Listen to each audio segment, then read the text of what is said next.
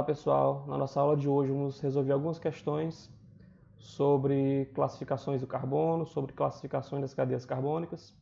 Separei 5 questões, dentre elas questões de vestibular, questão de Enem, para a gente poder ter uma noção maior de como essas bancas cobram esse tipo de conteúdo, em suas questões. Bem, a primeira questão, pessoal, é uma questão de vestibular. A questão ela nos apresenta um composto orgânico, E a questão pede para a gente dizer quantos carbonos primários, secundários, terciários e quaternários esse composto possui. Então nós já podemos ver aqui de cara que nós temos um total de 5 carbonos primários, que são esses carbonos azuis que eu estou pintando. Por que primários? Vamos relembrar. Carbonos primários são aqueles carbonos que possuem apenas um carbono ligado a ele. Então esses 5 carbonos são primários. Nós também temos nessa estrutura um carbono secundário, que é esse CH2 aqui, que está ligado a 2 carbonos simultaneamente. Nós temos um carbono terciário, que é esse carbono aqui, e nós temos um carbono quaternário, que é esse carbono aqui em vermelho.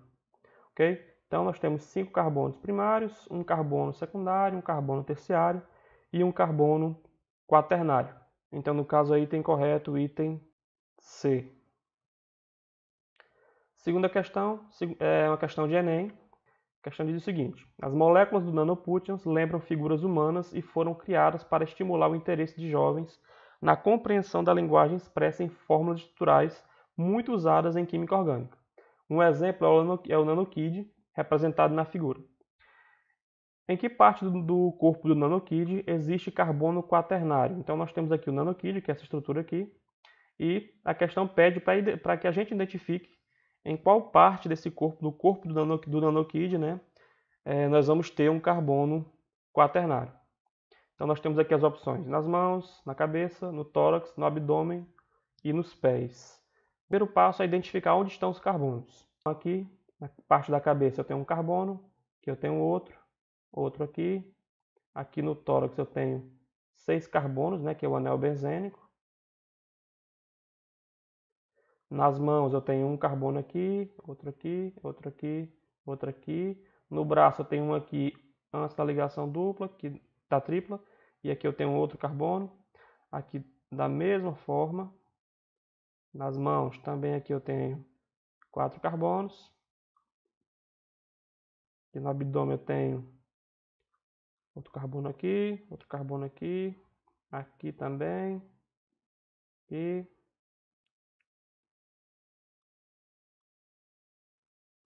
então, percebam que nós temos vários átomos de carbonos,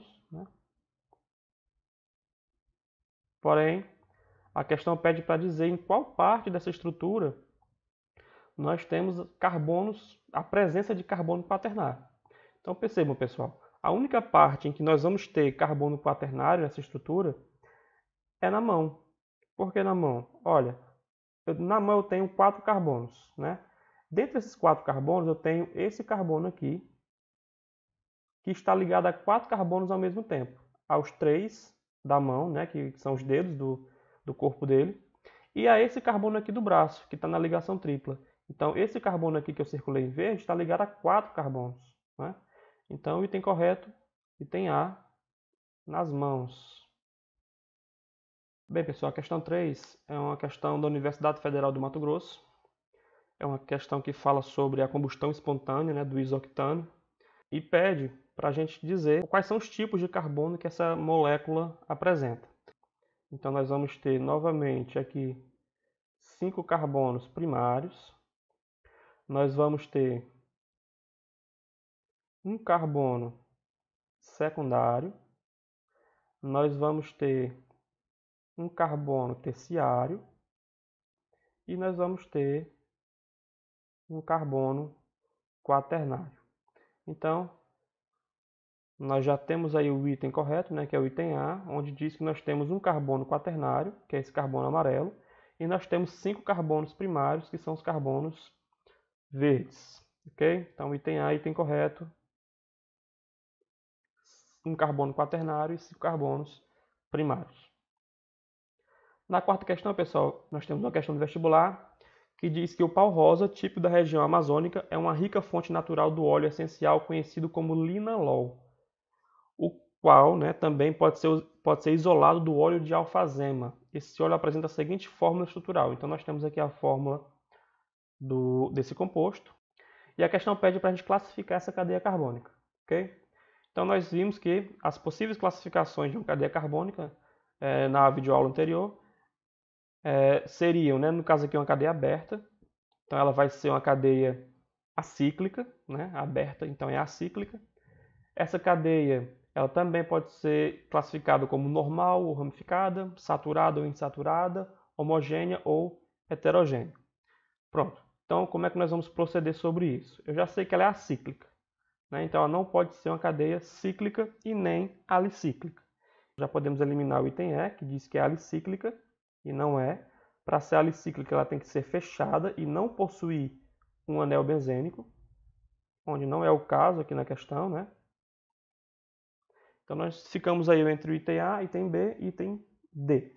Vamos prestar atenção no seguinte, nós temos aqui ligações duplas, e essas ligações duplas elas estão entre carbonos. Então isso faz com que nossa cadeia seja uma cadeia insaturada. Então essa cadeia ela é acíclica e ela também é insaturada. Nós temos carbonos terciários nessa cadeia.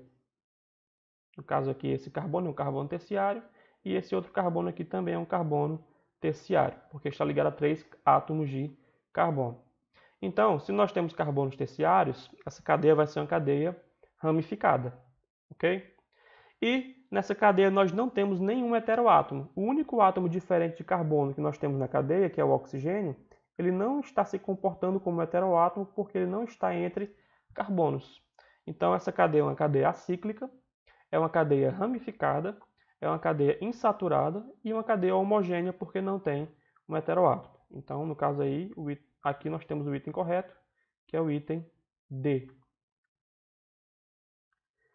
E a última questão, pessoal, é uma questão da PUC, onde fala do ácido etinodiaminotetracético, conhecido como EDTA, utilizado como antioxidante em margarinas. Então aqui nós temos a fórmula desse composto, desse ácido, né? E a questão pede para a gente classificar essa cadeia carbônica, né, como acíclica ou cíclica, saturada ou insaturada e homogênea ou heterogênea. Então vamos lá. Primeiro, essa cadeia não tem como ser uma cadeia fechada. Ela não tem um ciclo. Nós não temos a formação de um ciclo nessa cadeia. Então nós temos uma cadeia acíclica, a cadeia aberta. Então já podemos eliminar aqui o item D e eliminar também o item E. Ok, então saturada ou insaturada. Como saber se ela é saturada ou como saber se ela é insaturada? Para a cadeia ser insaturada, nós temos que ter ligações duplas ou ligações triplas entre carbonos. Nós até temos ligações duplas, né, na cadeia, na estrutura, porém essas ligações duplas não estão entre carbonos, está entre um carbono e um oxigênio. Então a cadeia não vai ser insaturada, vai ser uma cadeia saturada. Então nós temos uma cadeia acíclica e saturada. E para saber se é homogênea ou heterogênea, nós vamos ter que perceber, identificar, né, se existe heteroátomo nessa cadeia. Então aqui percebam que nós temos um átomo que tem essa característica, que é o nitrogênio. Olha, o nitrogênio, no caso aqui eu tenho 2 nitrogênios, né? Tanto esse nitrogênio aqui como o segundo, o primeiro quanto o segundo, eles estão entre carbonos. Esse nitrogênio aqui está entre 3 carbonos, entre esse carbono, esse outro carbono e esse outro, né? E esse outro nitrogênio aqui está entre esse e esse.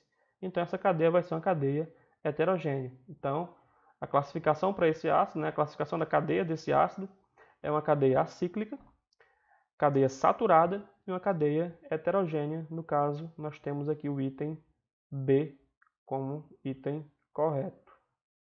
Pessoal, então essa foi nossa videoaula de hoje. Valeu, pessoal, obrigado, até a próxima.